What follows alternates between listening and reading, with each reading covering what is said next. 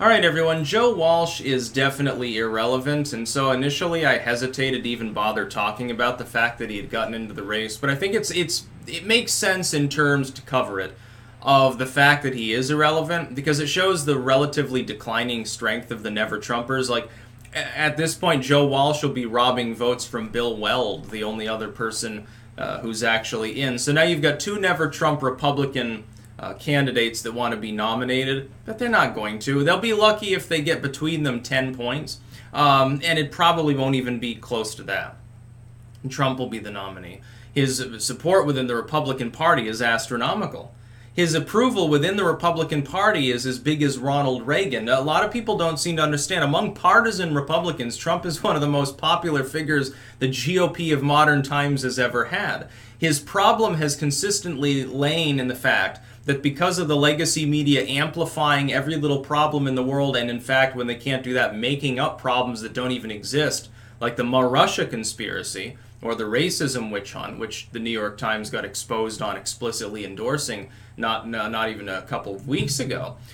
What happens is that depresses his support among centrists, but as the Democrats become more focused, like as more people drop it, Gillibrand's out now. She was one of the viable contenders, so that's one less person that could possibly beat Trump. As they drop like flies in the wake of this and the next debate, the next debate's in September, like in a week or something. Then you've got one in October. I guess they've decided to have a fourth because this one will be a single stage because there are fewer candidates that qualified. Fundamentally, the entire bottom half should drop out tomorrow. There's no reason for them to be in the field. Make like Gillibrand and just fucking drop out. If you're not on the debate stage, you're not viable. Just cut your losses, basically. Let's get some better polling metrics so we have a better idea of who's actually going to be the nominee. Because there's a good 15 points of support in the lower half of the field on a good day. That's enough to potentially buoy. If they all flock to Warren or Sanders, it might give them the nomination. I need to see those metrics, so you people are in the way of my proper analysis. You're pissing me off. A pox upon you, I suppose. I'm being tongue-in-cheek. But Joe Walsh himself, I guess he ghosted his campaign manager the day before he was initially scheduled to announce, and then did it several days later. So, and his manager's like, well, I'm still on his side, but I mean, it's quite not exactly a standard move by a candidate. I don't know. I was ringing his phone. I couldn't even get a message back. He didn't even page me. I wouldn't be surprised if some of these people still use like fax machines and pagers for their campaigning.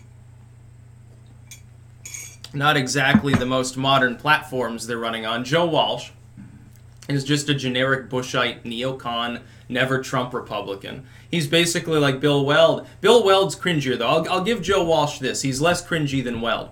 Weld swore up and down when he became the running mate of Gary Johnson, the Libertarian Party, in 2016. Which, by the way, I mean, their campaign, their strategy worked. They got into the double digits in half a dozen states. They were doing solidly everywhere else. Like, I think the lowest numbers they had were 4 or 5% of the voting public. In some states, they're getting hundreds of thousands of votes. They raked in the dough. We're talking tens of millions instead of the normal few hundred thousand. Bill Weld is really good at expanding the map for the Libertarians. The problem is this. He swore he'd never rejoin the GOP. What does he do? He says, well, I'm going to run against Trump. Yeah, I'm going to become a Republican again. I want back in the GOP. It's just fucking cringy. It's a total sellout bullshit. You don't have that, at least with Joe Walsh. He's been consistently just a generic never-Trumper. So he'll be like the Jeb Bush. And occasionally, I expect Trump might even talk about him. It would be funny if he gave him a nickname. Trump needs to get back into nicknaming people because there's a lot of Democrats to do that for. I think the reason why he's not is he's like, well, I've already got Sleepy Joe and Pocahontas, you know, and then Crazy Bernie, and those are the only ones that are viable, so he's not even bothering for the rest of the field. It'd be funny, though. One of his staffers should bring this idea to him. Make a little infographic and have like deliberately funny pictures of each candidate and then have like unofficial nicknames for them and release it right before the debate as like just call it like candidate bingo or something like that. Trump should definitely do candidate bingo as well for the next Democratic debate. He should be like, well, it's going to be a snooze fest, but if you're watching, here's your official presidential bingo card, and it'll have like weird shit like, you know, Kamala attacks another candidate, Biden forgets a year, something like that. Or any generic, like ban cow farts, you know, something like that. It'd be funny. The problem for someone like Joe Walsh is the only thing he can possibly do is say, well, I'm not Trump and I'm a Republican, give me money.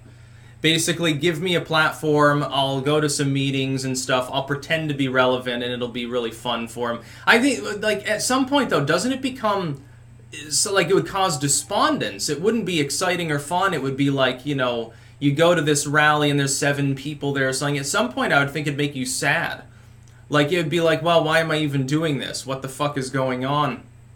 Nobody loves me.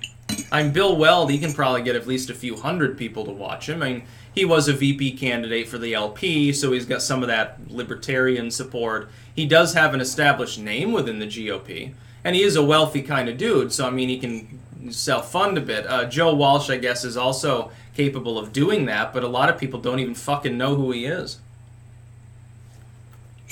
I guess there's some sports player that was named Joe Walsh, and people were talking about how that was funny, and they thought initially that that was the person running or something. I can't remember exactly what context that was in. But his irrelevance makes it relevant.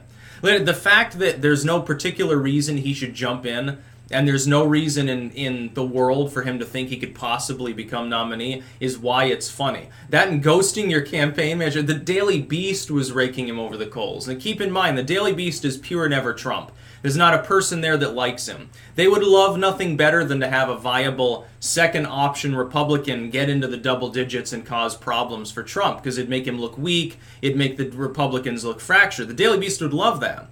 But even they're abusing poor Joe Walsh. They're like, you know, the dude ghosted his campaign manager. It's like, why is he even there? Nobody knows who he is. What's his platform? I guess his platform is I'm not Donald Trump. And that was the problem with the Nevertrumpers the last time around. A lot of the time, a lot of the people who ended up sort of getting in and they're like, well, Trump, orange man, bad, the only thing people knew them for was that. Like the most notorious Nevertrumpers, like a Mitt Romney or something like that, at least you know something about them. Mitt Romney ran for the presidency a couple times, fucking lost, but, you know, he's got more name recognition. With Joe Walsh, poor dude, he doesn't even have that. That's about all. Peace out.